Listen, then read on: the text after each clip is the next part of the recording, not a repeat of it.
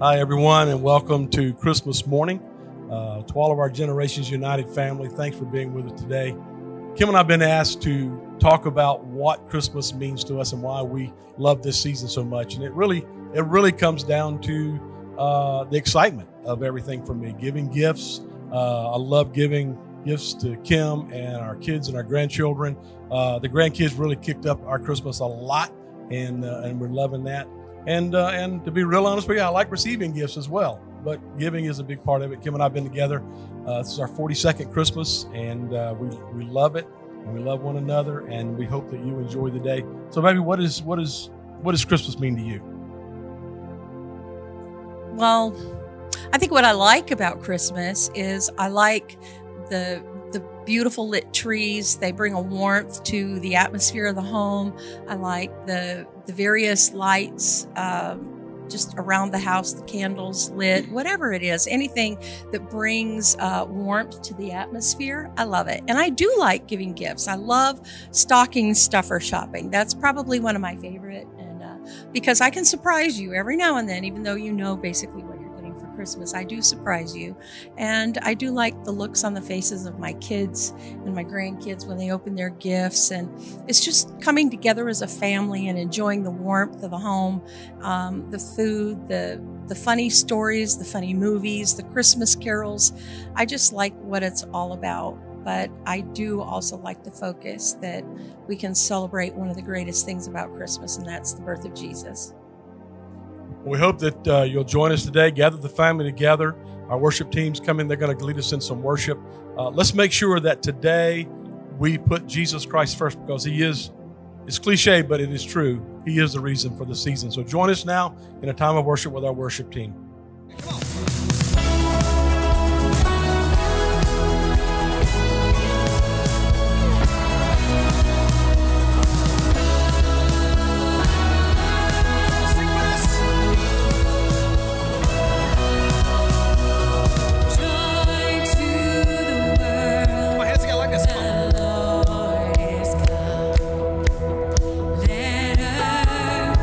Receive the King.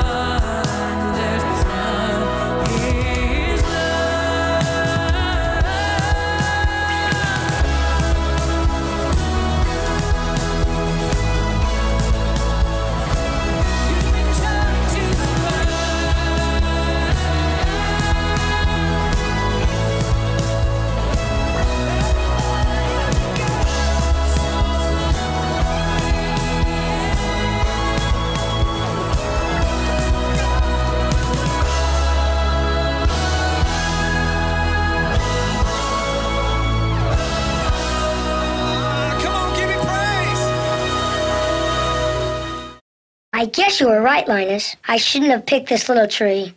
Everything I do turns into a disaster. I guess I really don't know what Christmas is all about. Isn't there anyone who knows what Christmas is all about? Sure, Charlie Brown. I can tell you what Christmas is all about.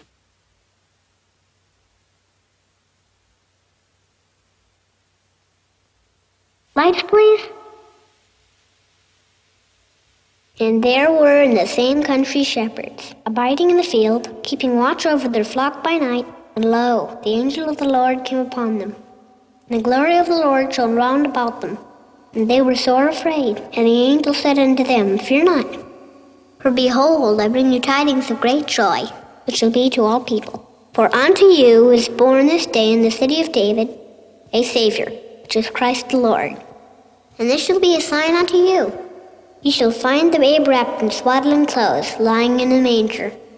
And suddenly there was with the angel a multitude of the heavenly host praising God, and saying, Glory to God in the highest, and on earth peace, goodwill toward men.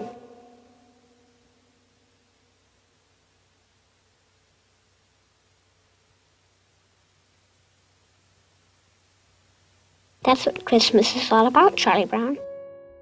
I just love that video so much. One of my favorites. You know, when God wanted to show us what he was like, he gave us the gift of a son, a little baby, to encapsulate everything that God wanted us to know about what he was like. His love, his mercy, his joy. He didn't just send us an epistle, like he took on epidermis. So God became flesh and moved into the neighborhood. I want to read just a brief passage of scripture this morning. In John 1:14, it says, the word became flesh and blood and moved into the neighborhood. We saw the glory with our own eyes, the one-of-a-kind glory, like Father, like Son, generous inside and out. I love that our God is generous inside and out. That's the nature of who he is, and that's the spirit of Christmas. That's why we give the gifts we give. That's why we show the love that we show to other people, is because God first gave a generous gift, the greatest gift of all, to us. You know, I have a lot of Christmas memories, and our team's going to share with you in just a moment some of their favorite Christmas memories. But one that I remember the most is the Christmas morning where we all sit around and tore into all the presents, and I was getting G.I. Joe and He-Man and everything. We got to the end of it, and we realized, like, if it's Jesus's birthday, why doesn't he get any Christmas presents? And I don't know how religious we were at the time, and so nobody thought to say, well, you give him your heart. But one of us kids popped up and said, why don't we just sing him the happy birthday song? And so that very first time that we did that, it stuck year after year. And next year, before we opened up any of our own presents, we all gathered around, and off key as it was, we sang happy birthday to Jesus. And so it just became a little bit of a family tradition. I know that Christmas is a favorite time of year for so many of y'all. And I wonder, would you share with, our church family that's out there, maybe some of your favorite Christmas memories? Yeah, one of my favorite Christmas memories is the way we celebrated Christmas for growing up. We would do 3 days of celebration. So on the 23rd, we'd go to my dad's parents' house and we'd do Christmas there. But before we would open any gifts or do any celebration, we'd always, gather around and read the Christmas story, Luke chapter 2. And my grandfather, he always put like a 10 or 20 in the Bible, depending on how old we were. So the first person that was able to get to the Bible and read it got the money. So you got that extra motivation to be spiritual and read that scripture verse beforehand. And then on the 24th, we'd go to my mom's parents' house and we'd celebrate pretty much throughout the day and the evening, Christmas. We'd wake up, read the Bible story for the third time. At that point, we remember when cell phones were coming out, and there was an audio track of the Christmas story that we played one year. My dad, he did not like that at all. But we were just like, who wants to read it for the third time? None of us kids were motivated because there's no money involved. And then we'd open our gifts and we'd go back to our grandparents' house. So it was just like 3 days of being with family and friends and getting to experience the love of each other and the love of God. So that's definitely like the thing that sticks out to me the most. That's so cool. And all the parents just wondered, are there any ATMs nearby on Christmas morning? How about you, Pastor? I think one of the coolest things that I remember as a child is my mom and my sister and I would always go to the girls' home which was not far from our house, and we would pick up one of the kids that didn't have a place to go. And so they would spend the week with us. And so we had an extra brother or sister. And I remember 3 years in a row, we got a little girl with red hair. Her name was Tina. And so Tina became my extra sister. And it was just so much fun to be able to spend the time with them. And, you know, it was hard to pick one.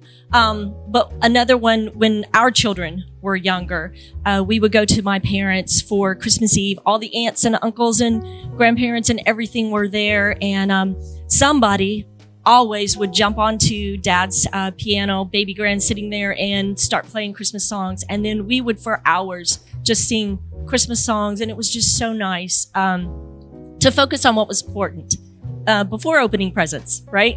That's so powerful. Yeah. Kim, what comes to your mind whenever you think back over all of those years of Christmases? What's a memory that stands out for you?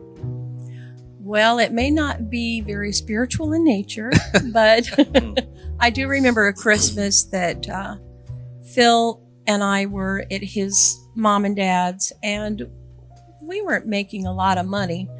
And there was a particular gun that he wanted for Christmas. And he just knew, he had it made up in his mind, she's not going to get me that gun. And I happened to be expecting a baby that we had lost, but I was in maternity clothes because I obviously needed them. And I had to wear a dress because I thought, I need to hide this gun. Where am I going to hide it? I hid it in my dress. And so after all the presents were opened and I saw my husband sitting there, I said, oh, wait, I have one more. And I pulled that gun out from underneath my dress, and the expression on his face was priceless, and it brought tears to his eyes. And I thought, I surprised my husband. And that really meant a lot to me, though, because he just knew that she's not going to be able to afford that. And I was able to bless him and see the joy that it brought to his face. That's awesome. Wow. Gives new meaning to concealed carry, doesn't it? Yeah, everybody just leave that story alone. Let's just end it right there. That was a great story. Yeah. Yeah, that's good. Sorry. What about you, boss? What comes to your mind? I think, honestly, it's the first Christmas that Kim and I spent as husband and wife. And not because it really turned out fantastic, but because it was a disaster, actually. We were in Atlanta, working in a church in Atlanta, and we had gone outside of the city, cut our own Christmas tree down. Kim had decorated the tree, and we had gone somewhere one night to something at the church. And when we came home, we had two little Shetland sheepdogs that were puppies, and they had gotten into our Christmas tree and absolutely destroyed it. There Angel hair Christmas bulbs strung all up the Christmas steps. Tree everywhere, and dog stuff everywhere, and it was an absolute nightmare. And I made the newlywed idiot redneck husband mistake of saying, it's just stuff. We can get some more stuff, and not realizing that most of the things that Kim had put on the tree were things she'd been saving since she was a little girl, and she'd made a lot of it. And I was just an idiot. And, and so, I remember that Christmas very, very vividly. But not because it was, everything went like clockwork, but because it was so disastrous.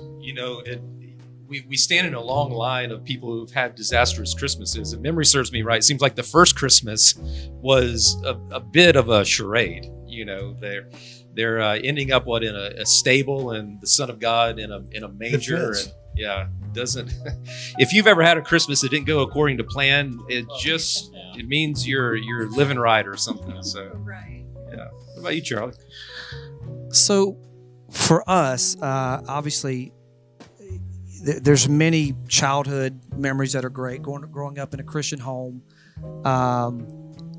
we always did a really good job of making Christ first, and just obviously lots and lots of great memories growing up with Christmas.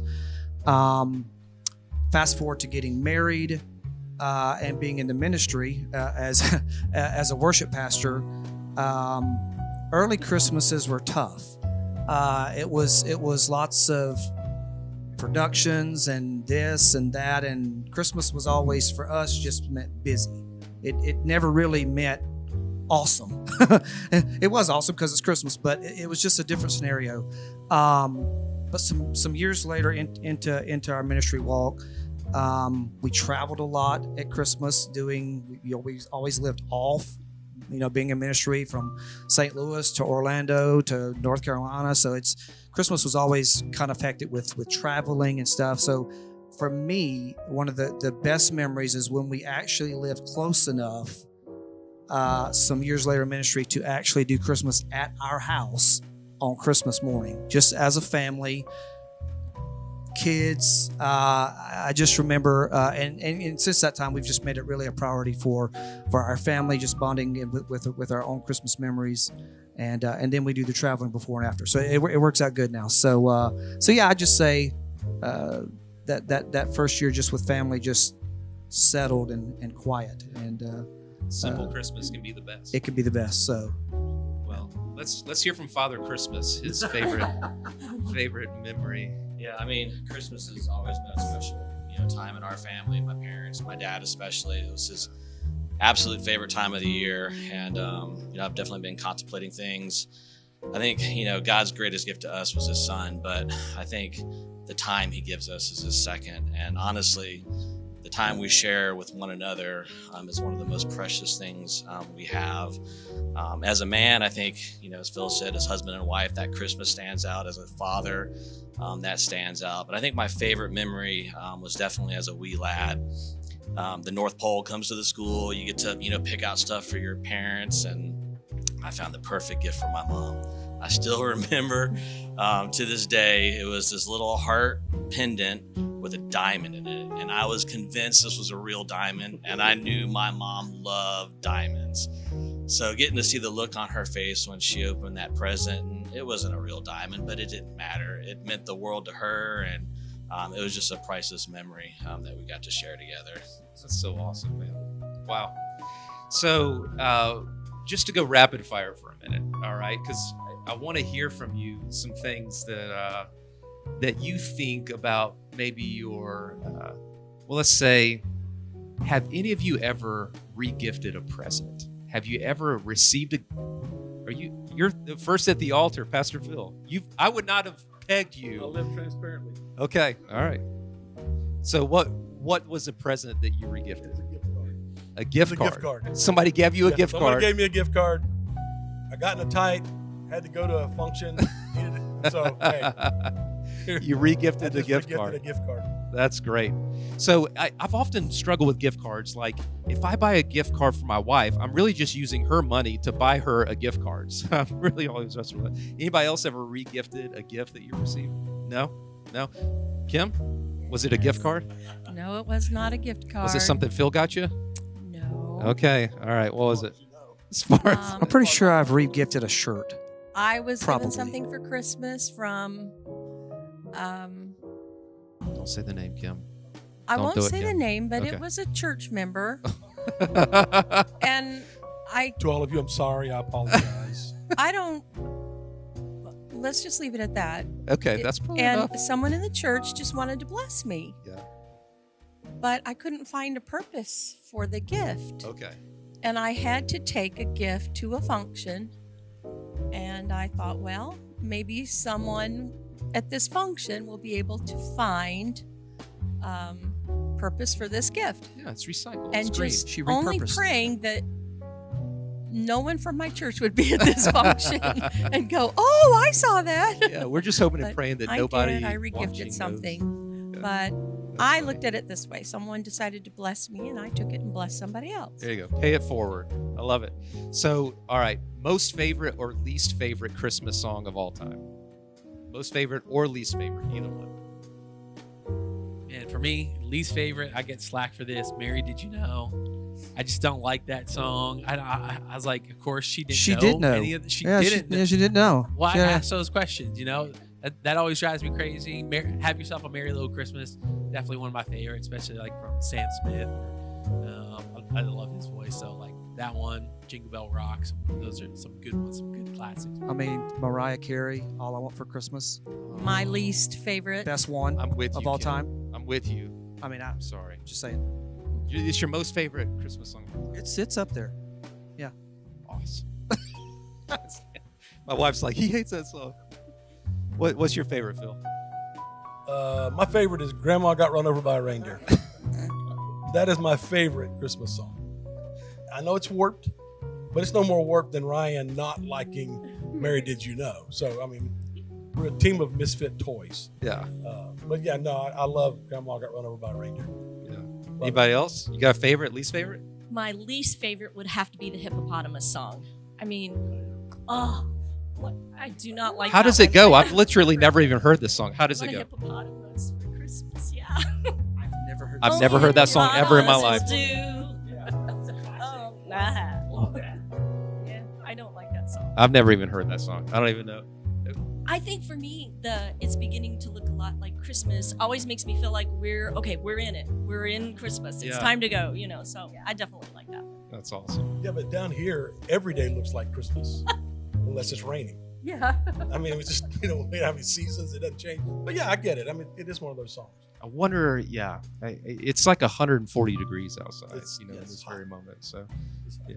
I think for me, Santa Baby is my least favorite. I worked retail, and we had one CD that we played over and over again. As soon as Thanksgiving ended, that CD went in, and you knew it was coming. I think Oh Holy Night was probably my favorite. That's a good one. Yeah, that's cool. I like the traditional carols, not the newfangled hip Bing hop. Crosby back in the day. Yes. Burl Ives. I like all of that. But I think my favorite one is Silver Bells. It was my dad's favorite, and he would take me and my sister for a ride on the sled or the toboggan through the snow, and he was always singing Silver Bells. And so that's one of my favorites. My least favorite one, is it called Last Christmas or Last Christmas I Gave You My Heart, the very next day you gave it away? This year is Wham? I don't know. It's such a depressing song, though.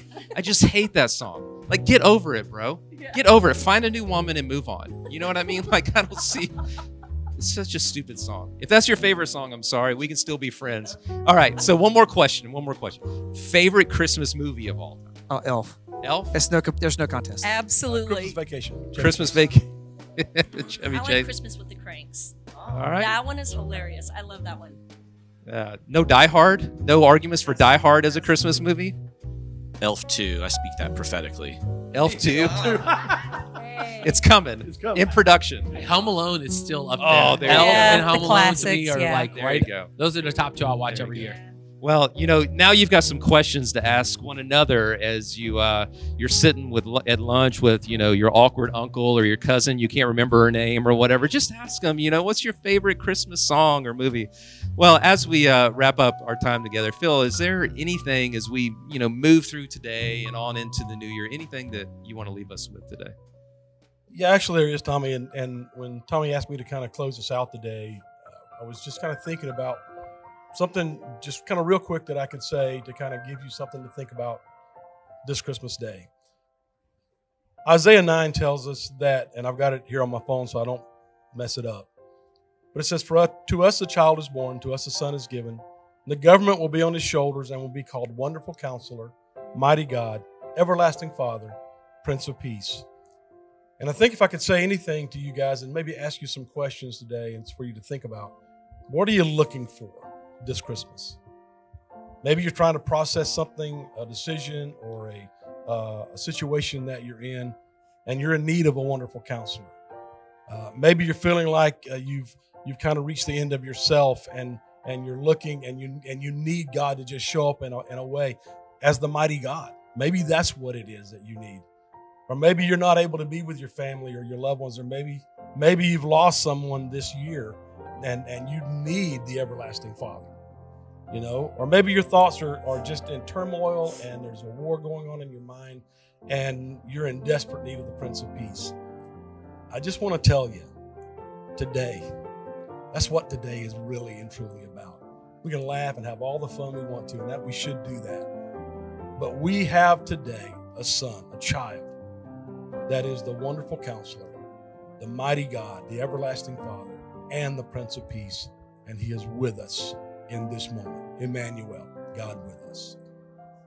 That's powerful. Yeah. Well, Generations United, we love you.